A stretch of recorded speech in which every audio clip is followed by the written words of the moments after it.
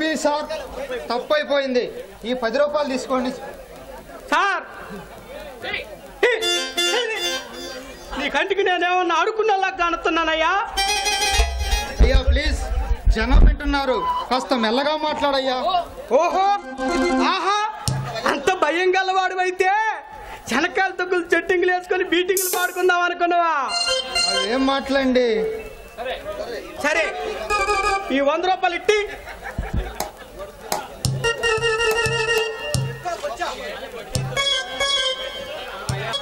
ఎవరు చూడలేదుగా. ఏమిటి పవన్ గారు, ఎవరో చూడలేదంటున్నారు? అబ్బే, అది ఆ లెటరు. ఏమిటండి ఆ కంగారు? అది లవ్ లెటర్ కాదండి, వట్టి కాగితమే. వట్టి కాగితం అయితే ఎందుకండి ఆ కంగారు? కాదండి, అది మరి ఇంత వయస్సులో అయితే మిమ్మల్ని ఎవరు పెళ్లి చేసుకుంటారో కానీ. ఏమిటండి? అబ్బే ఏమీ లేదండి. మరి చూడండి, ప్రతిరోజు మీరు నాతో ఏదో చెప్పాలనుకుంటున్నారు, కానీ ఎందుకో భయపడుతున్నారు. మీరు ఏదైనా మాట్లాడాలనుకుంటే నిర్భయంగా మాట్లాడండి. మీతోనా నేను మాట్లాడాలా? సరే అయితే మరి నేను వెళ్ళరానా? వెళ్తావా? మరైతే చెప్పండి, ఆడపిల్ల సిగ్గెందుకు?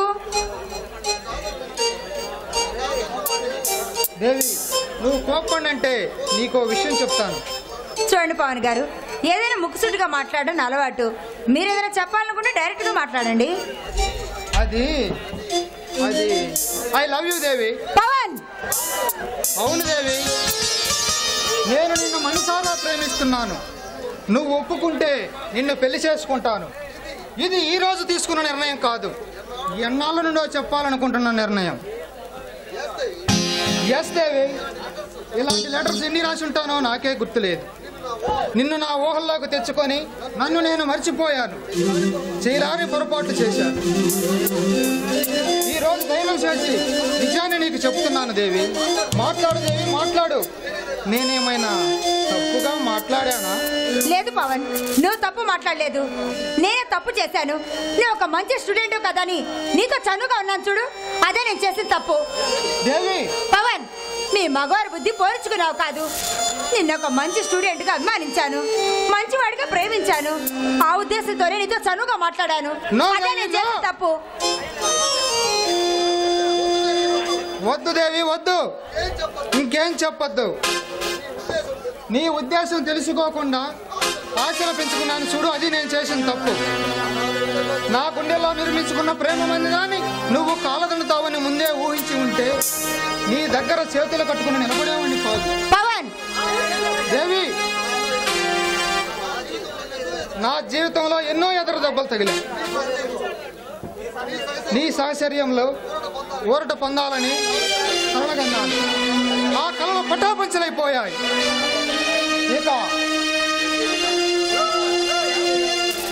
ఇక ఈ జీవితానికి ప్రేమ, మనసు, మమకారం ఏమీ అక్కర్లేదు. నా జీవితంలో నిన్నే మొదటిసారిగా ప్రేమించాను. నువ్వు పాషాను అని చేశావు. వస్తా. పవన్, నువ్వెంత బలహీనం అనుకోలేదు. దేవి, నా శరీరం, నా మనసు నీ మాటలు వినే పరిస్థితిలో లేదు. నువ్వు నా దానివి కావని నిజాన్ని విని నిర్భయంగా తట్టుకునే పరిస్థితిలో లేదు. పవన్, నీకు నీ కోరికలు ఎలాగో నాకు నా కోరికలు అలాగే. నేను ది గ్రేట్ పాప్ సింగర్ రాజాను ప్రేమించాను. అతను నా సర్వస్వం నమ్ముకున్నాను. నో దేవి, నో, ఇంకేం చెప్పొద్దు. వెళ్ళు, నా కళ్ళ ముందు నుండి వెళ్ళిపో. నాలో కట్టలు దించుకుని ప్రవహిస్తున్న కామాగిరికి నువ్వు బలి కాక ముందే ఇక్కడ నుంచి వెళ్ళిపో. పవన్! ఎస్ దేవే, మీరు వాలు చూపులతో కవ్విస్తారు, బయట కొంగులతో నవ్విస్తారు. మేము మనసుకుని ప్రేమిస్తే ఎగతాళి చేసి మరొకరితో వెళ్ళిపోతారు. మీ జాతంతా అంతే, మీ ఆడజాతంతా సాడిస్తులే. పవన్, నువ్వెంత సంస్కారహీనుడు అనుకోలేదు. చూడు, నీకు నేనంటే ఎంత పిచ్చో నాకు నా రాజా అంటే అంతే పిచ్చి. వస్తాను. వెళ్ళిపో. నా ఊహల్లో నిర్మించుకున్న ప్రేమ మందిరాన్ని నువ్వు చూసి ఆనందంగా నవ్వుకుంటూ వెళ్ళిపో. దూరంగా వెళ్ళిపో.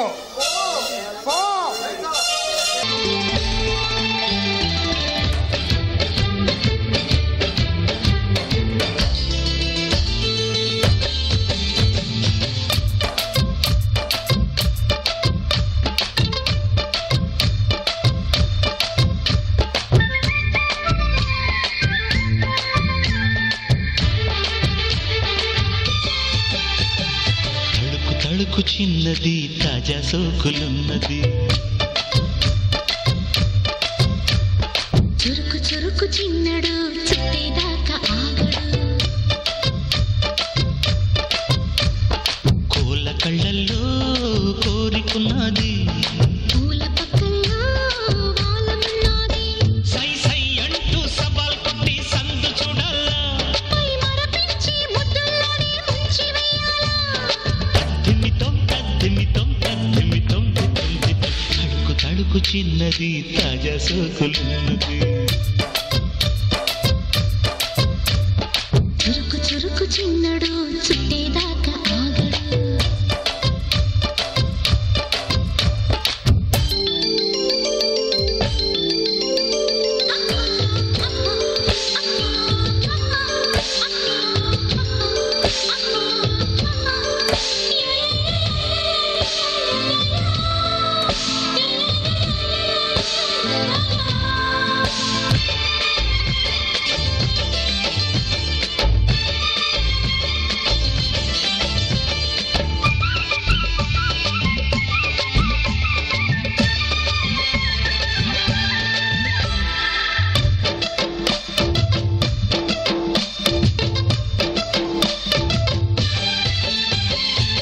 వల వేసి వయ్యారాలే పట్టాలా నిలదీసి నీలోనే నెగ్గాల చలివేసి సందిట్లోనే చేరాలా కలబోసి పాపాలన్నీ తీరాలా ఒకటై యదా యదా ముడివేశా కలిసి పదే పదే పెనవేశా బిడియం హఠాత్తుగా వదిలేశా ఒడిలో భలే సుఖం చవి చూసా ఓహో అప్సరస లిప్సుల సలందుకుని వేళ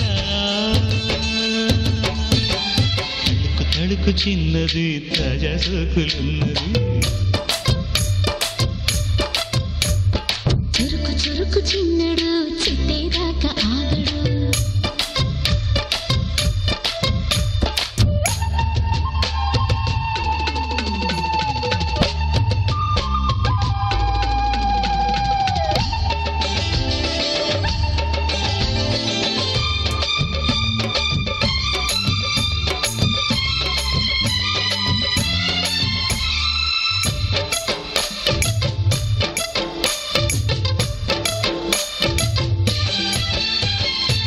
సరదాలే సాయం కోరే వేళల్లో సరసాలే తీరం దాటే నీళ్ళల్లో కరగాలే వాడి వేడి తాకిట్లో కరగాలే సిగ్గు వెన్న కౌగిట్లో చిటికే విసిరిలే చిరు ఆశ ఇటుగా రారమ్మని పిలిచేశా చిటుకు చూపుల్లోనే గురి చూసా కిటుకు లాగి లాగి అది మేషా ఆహా కిస్సులకి ఎస్సులని కస్సుమని కోరి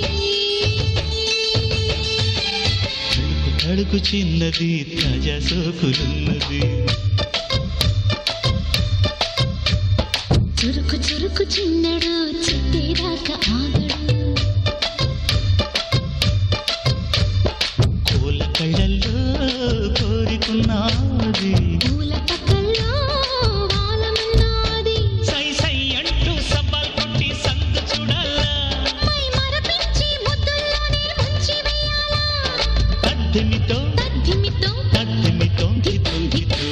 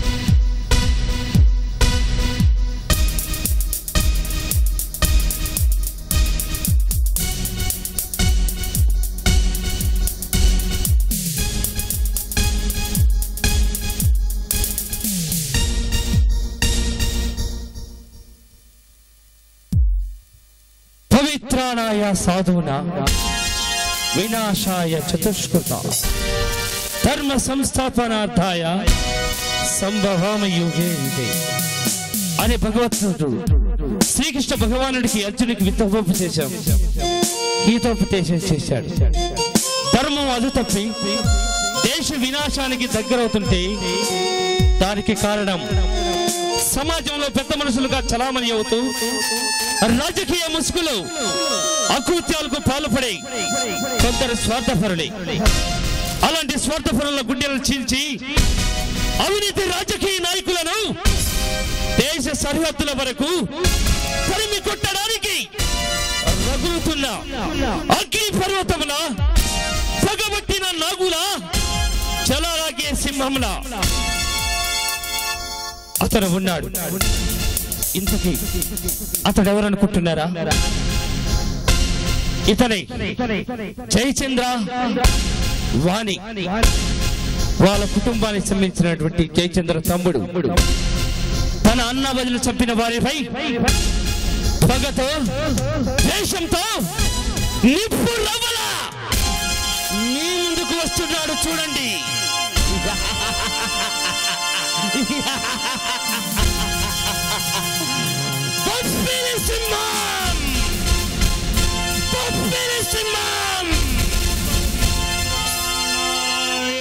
సాధూనా వినాశాయ చ దుష్కృతా ధర్మ సంస్థాపనార్థాయ సంభవామి యుగే యుగే యుగే యుగే యుగే యుగే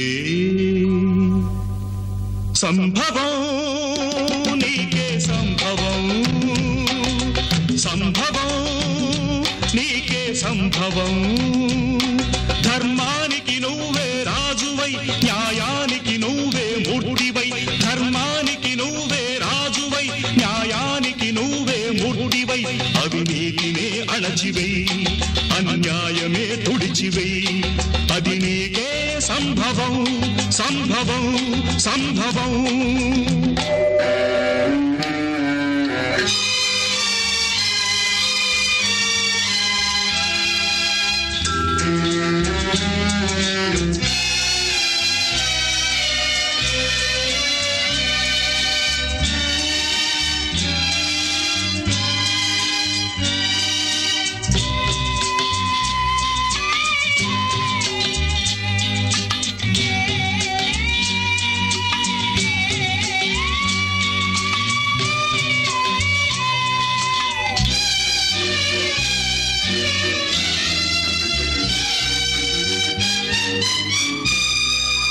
తల్లి కడుపు పండగ పుట్టినావు కొడుకుగా తల్లి కట్టె కాలగా చేరినావ కాటికి చెల్లి వలపు పంటగా వీడినావు ప్రేమని చెల్లి గుండె రగలగా ఆరినావ మంటను ఆరగిలే మంటలు ఎక్కడివి పగిలే గొంతులు ఎవ్వరివి నీ తల్లివా నీ చెల్లివా నీ తల్లివా నీ చెల్లివా దిక్కులేని అనాథలవా రోడ్డు పక్క అభాగ్యులవా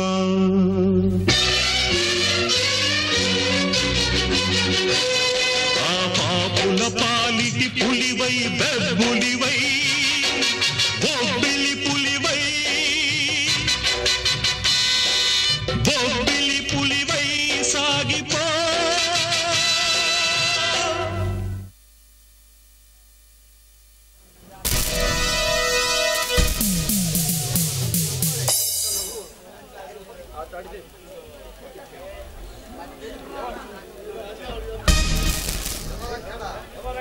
ఎవరక్కడా? నేనే. నేనే అంటే నేనెవరో నీకు తెలీదా? చూడండి, నేను మిస్ కాదు, నా పేరు దేవి. ఎందుకు తెలుసుకోవాలనుకుంటున్నావు? నీవు నాకు కావాలి గనుక. చూడండి దేవి గారు, మీరు అనుకున్నటువంటి మనిషిని కాను నేను. అంటే మీరు నేను ఎవరని అనుకుంటున్నాను? వారు మీకు బాగా తెలుసు అన్నమాట. ఏమిటా తలతెక్క సమాధానం? అసలు ఎవరు మీరు? బొబ్బిలి సింహాన్ని. కాదు కాదు కాదు. అవును అవును అవును. పేరు మార్చుకున్నంత మాత్రాన మీరు వీరు కాకుండా పోరు. మీరు the great pop singer Raja. No, మీరు పొరపడుతున్నారు. ఆ పేరు గల వాళ్ళు ఇక్కడ ఎవరూ లేరు. మీరు మర్యాదగా వెళ్ళవచ్చు. నేను వచ్చింది వెళ్ళటానికి కాదు. మరి దేనికి? మీరెవరో తెలుసుకోవడానికి వచ్చాను. చెప్పానుగా, బొబ్బిలి సింహాన్ని అని. నో, మీరు నా రాజాయే. నేనే నేనే నేనే. ఎన్నిసార్లు చెప్పమంటారు? బొబ్బిలి సింహాన్ని అని. ఓకే, అయితే రాజా ఎవరో మీకు తెలియదు అంటారు. నా ప్రాణం, నా సరస్వం నమ్ముకున్న రాజా నన్ను మోసం చేసి, వంచన చేసి, దగా చేసిన రాజా. నో, ఆ రాజా నిన్ను మోసం చేయలేదు. ఆ విషయం మీకెలా తెలుసు? అది తెలుసు. ఏం తెలుసు? ఎందుకు తెలుసు? చూడు దేవి, ఇంతవరకు నీతో మాట్లాడడమే అనవసరం. ఇక మర్యాదగా వెళ్ళిపో. లేదంటే చంపుతావా? చంపు. చావుకు సిద్ధపడే ఈ అడుగు మిమ్మల్ని వెతుక్కుంటూ వచ్చాను. అయితే వచ్చిన పని ఏంటో చెప్పు. నాకు శాతం సాయం నేను చేస్తాను. సహాయం చేస్తారా? అయితే వినండి. రాజా నేను ప్రేమించుకున్నా. రాజా వాళ్ళ అన్నవతిని చూసి వస్తానని ఈ బొబ్బిలి వచ్చాడు. ఇంతవరకు అతను జాడలేదు. అతని గురించి ఈ బొబ్బిలో ఎంతో మందిని ఆరా తీశాను. ఆ పేరు గల వాళ్ళే లేరన్నారు. ఈలోగా బొబ్బిలి గోడ మీద ఒక పోస్టర్, ఆ పోస్టర్ మీద ఒక ఫోటో. ఏం ఆగిపోయావే? ఏముంది దాని మీద? ఆ ఫోటోలో ఉన్న వ్యక్తిని పట్టించిన వారికి ₹1,00,00,000 బహుమానం ప్రకటించి ఉంది. ఏమిటి అతని పేరు? బొబ్బిలి సింహం.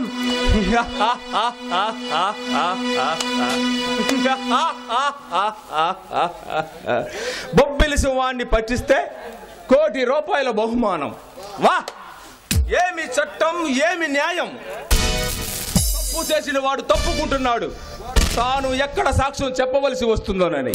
అదే తప్పు చూసిన వాడు, చేసిన వాడు తప్పుకుంటున్నాడు, తాను ఎక్కడ సాక్ష్యం చెప్పవలసి వస్తుందని. కానీ ఏ తప్పు చేయని నన్ను పట్టుకుంటే ₹1,00,00,000 బహుమానం. వా, ఈ ప్రకటన చేసిన ఈ ప్రభుత్వానికి కోటి వందనాలు.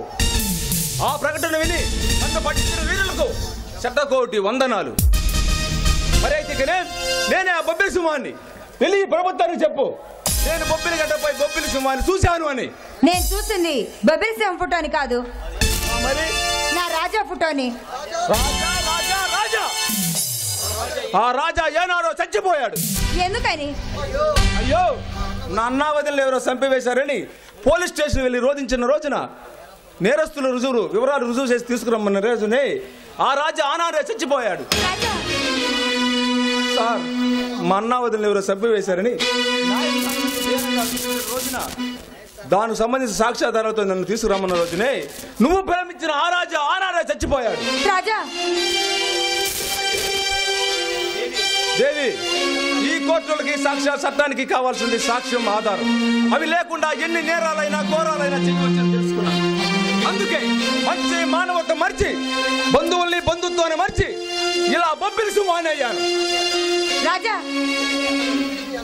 ఎందుకు మీ అన్నవతులు ఎవరు చంపుంటారు? వాడు ఎంతటి వాడైనా సరే, శివరగా యమధర్మరాజైనా సరే, వాడిని కాల్చి బుడిద చేస్తాను. ఈ మహాసంకుల సమరంలో ప్రేమబంధాలు ముఖ్యం కాదు. ఈ మహాసంగ్రామ మారణ హోమంలో నువ్వు ఉండలేవు, వెళ్ళిపోవచ్చు. రాజా, నీలో రగులుతున్న నిప్పురావని చూశాను. అది ఒకప్పుడు రాగక్తంగా రాగాలు పలికిన ఆనిముత్యం. అది ఈ రోజు బేతాళనాథం పలుకుతున్న కలేబరాల కబరస్థాన్. నేను వద్దు దేవి, నాలో ప్రేమకు స్థానం లేదు. రాజా, దేవి, నేను మహాయజ్ఞం చేస్తున్నాను. ఆ యజ్ఞంలో ఎవరు గెలుస్తారో, ఎవరు రాలిపోతారో ఎవరికి తెలియదు. అందుకే నా వెంట నువ్వు ఉంటే నువ్వు కూడా చేస్తాను. అంతేగా, నువ్వే నేనైనప్పుడు నీ చావులోను నీ పగలోను నేను పాలు పంచుకోకూడదా? రాజా, నీకు ముందే చెప్పాను, గుర్తుందా? నేను అందరిలాంటి రొటీన్ ఆడదాన్ని కాదు. ఏదైనా ముక్సుటిగా మాట్లాడతాను. నీ ఫోటో చూసిన రోజునే గుర్తుపట్టాను. కానీ నీకు జరిగింది మామూలు అన్యాయం కాదు. ఆ అన్యాయాన్ని మనం తిప్పికొడదాం. అందుకు నా వంతు కృషి చేస్తాను, రాముడి కొడుకు సహాయంలా. దేవి, నన్ను అర్థం చేసుకున్నందుకు